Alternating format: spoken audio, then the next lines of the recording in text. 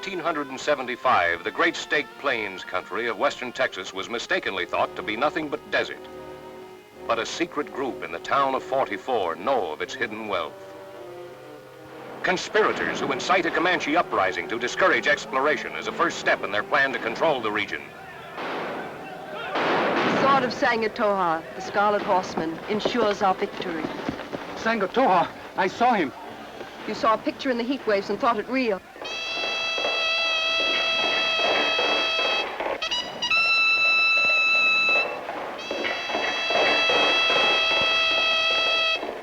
You are being challenged, Loma, by the Scarlet Horseman.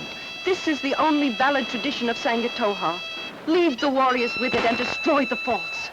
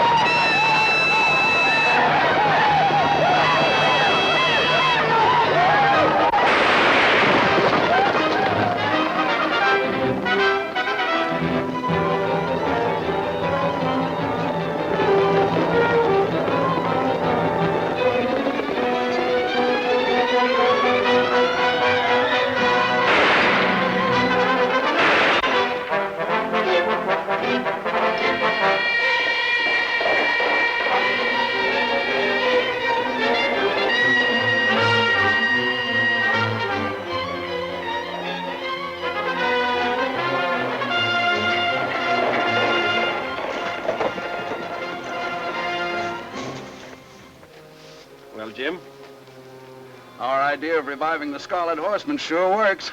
The wagon train reached here ahead of you, Jim, and all of 44 knows how it was saved. You know, I didn't figure it was right to be seen again so soon, so I took my time coming back. I thought as much. I couldn't help worrying, though. That's why I've waited here. Now what? I'd say we better lie low for a few days. It looks to me as if 2 or 3 more appearances at the right time, and the Comanches are likely to quit. Very likely. They sure respect the legend of the Scarlet Horseman.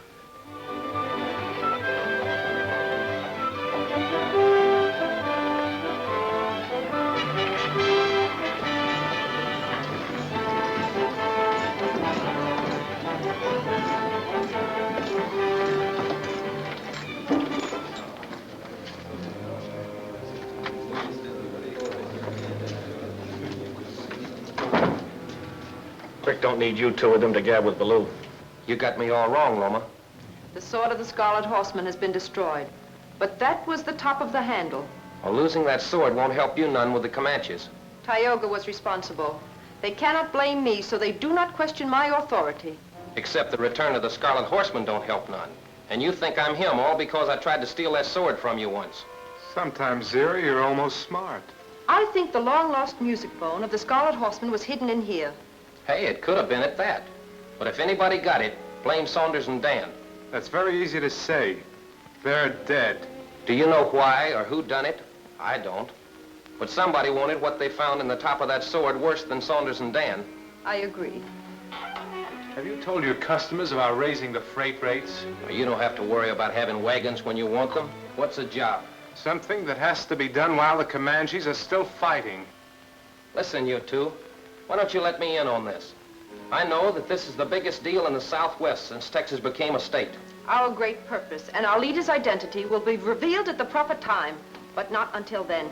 Just be content with your profits and you'll end up rich, in spite of your curiosity.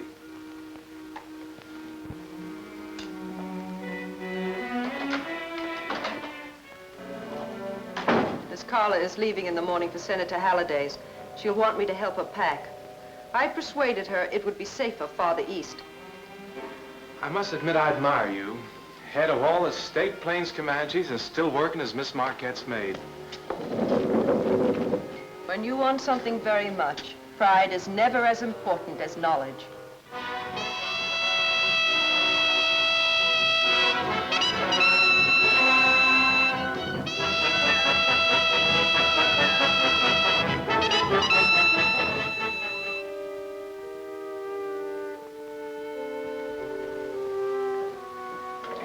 Here's another one, Carla.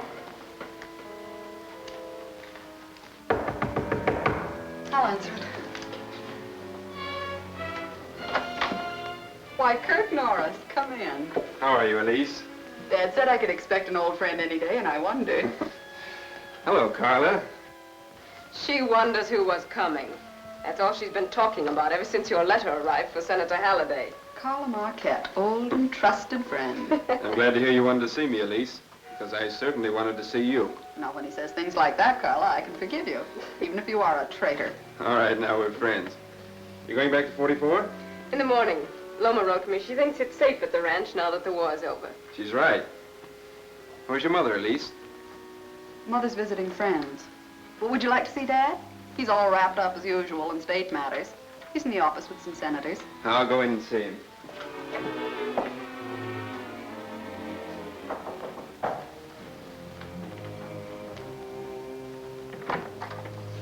Come in, Kirk. How are you, Senator Halliday? You know Senator Barnes and Senator Masters? How are you, gentlemen? Senator Gentle, this is Kirk Norris. He and Jim Banyan are investigating the Indian trouble for us. How do you do, Mr. Norris? How do you do, sir? Are these gentlemen to hear my report, Senator Halliday? If so, I hope they won't be disappointed. We've made little progress. We're not here for reports. Something terrible has happened to some of us, and maybe you can help. Senator Masters is upset, Kirk. But he's right. We've just been saying that we hope the Scarlet Horseman is on our side. All I know about him is that I now believe in legends. What's the matter? Believe me, Mr. Norris, you've never seen a more anxious group of men. And the worst part of it all is... You'd better be spokesman, Mark. It'll save time and confusion. Sit down, Kirk. Thank you.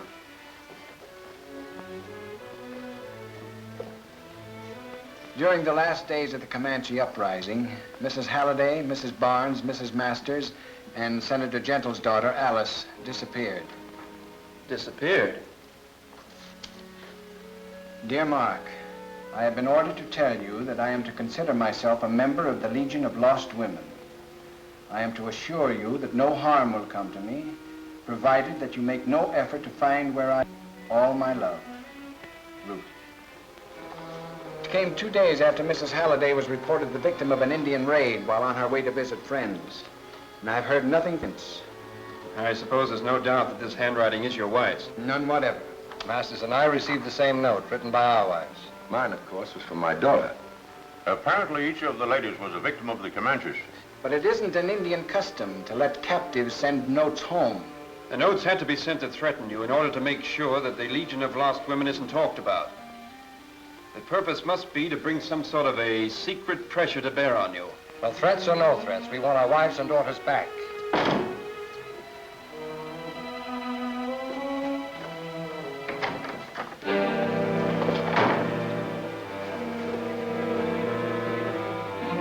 The masked men took Elise.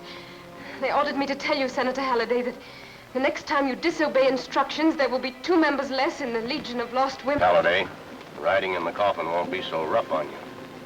I suppose you're going to take me to where you took my mother. Just like we took her.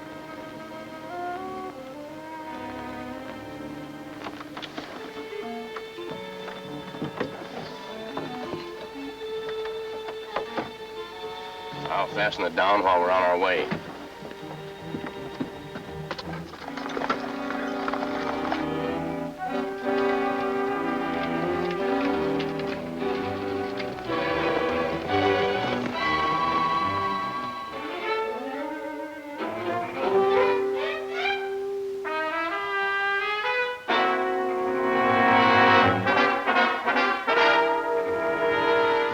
Either you travel fast, Kyle, or I'm seeing double. He travels fast, Jed. He's your new relief driver. Oh, you don't say. Where's Leach? Tom's left us. Got a job on the wagon train. Yeah, the one the Scarlet Horseman saved. Those settlers are going to try again to cross the state plains. Gluttons for punishment, if you ask me. What's the load, Jed? A coffin and sacks of grain. Another coffin? Yeah, Macklin? That's the 5th now. Hey, Macklin does better at undertaking than running that general store of his.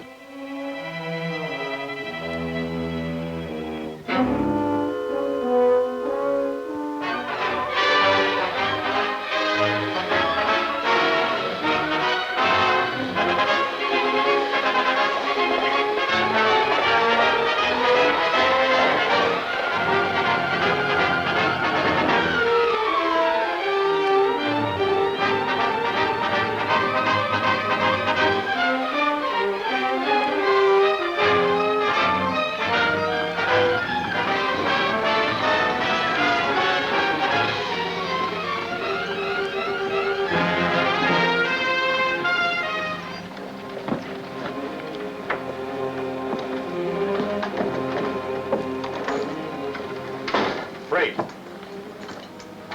Zero quick. He's boss. Pay him. How much? About 10 miles I was with you, wouldn't you say? Well, I picked you up at Pointed Rock, 7 miles. Oh, $1 a mile. Fair enough. What happened to your horse? My horse? Marquette Ranch. What'd this horseman look like? Well, if he's a legend, he sure feeds well. What'd you say your name was? I didn't say. Call me Idaho.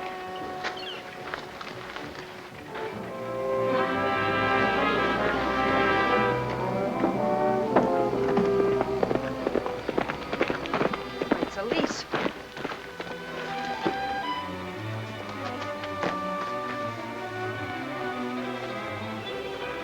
Elise, how did you get away? Scarlet, Horseman.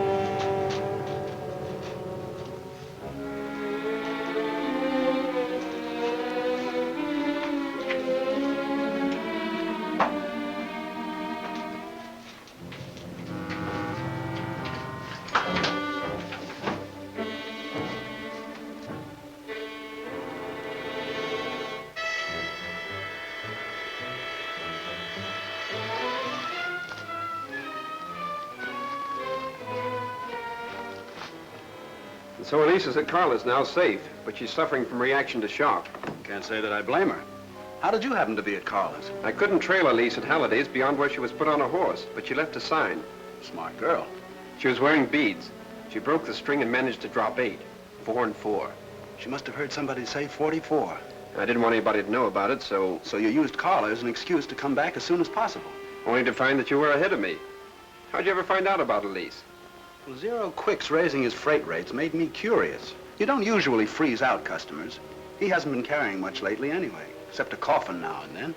So you laid in wait to inspect one before it reached here and found Elise? Yes. What is this all about?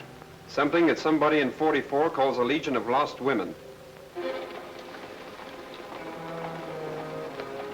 Scarlet. You gotta work fast, Kyle. Somebody will be questioning either Macklin or me any minute. Macklin, huh? You'll both be in the clear. One thing is certain. The Legion of Lost Women ties into the Comanche uprising. Each one of those ladies is a wife or daughter of one of the state's prominent legislators. It's big, whatever it is.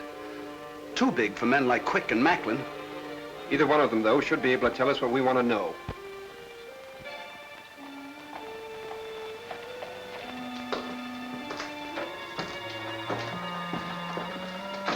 I told you in my office I thought Macklin would be here. He usually is. He must have left in a hurry.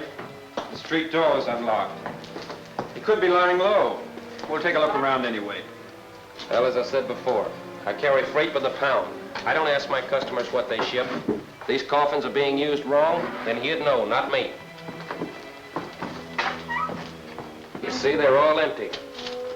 You know, if you'd tell me what you thought came in these coffins, I might be able to help you. I'll tell you, Mr. Quick, after we question Macklin. Somebody sure didn't want you to get to Macklin.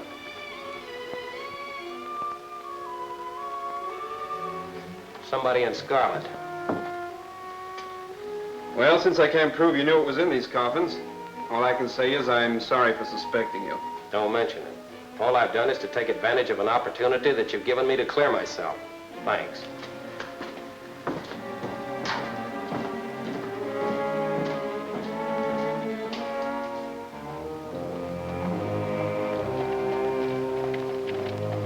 Seems to me if that's a sign of the Scarlet Horseman, you better ask him what it's all about. You don't know where he is, do you? Well, we have one thing in common. We both like to find him. I'm not chasing legends just now. How about your drivers? Well, there's one that might help, maybe. He's a great friend of Macklin's, only he quit the other day. Is he hanging around? No. Took a job with a wagon train that's heading into the State Plains. Name is Tom Leach. Tom Leach? I know him. Thanks.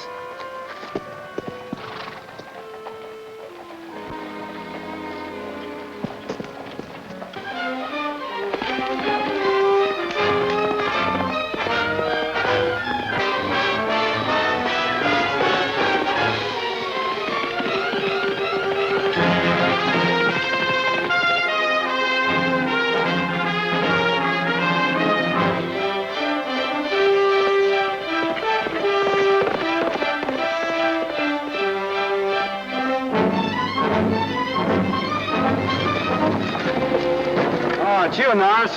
What are you doing here? I want to talk to you, Leach. Me? What for? I want you to tell me which ladies were in the coffins you hauled for Zero Quick. Where you got them and where you took them. Macklin's been talking, huh? Macklin's dead. Murdered. He is, huh? That's what he got for answering questions. But I ain't answering none.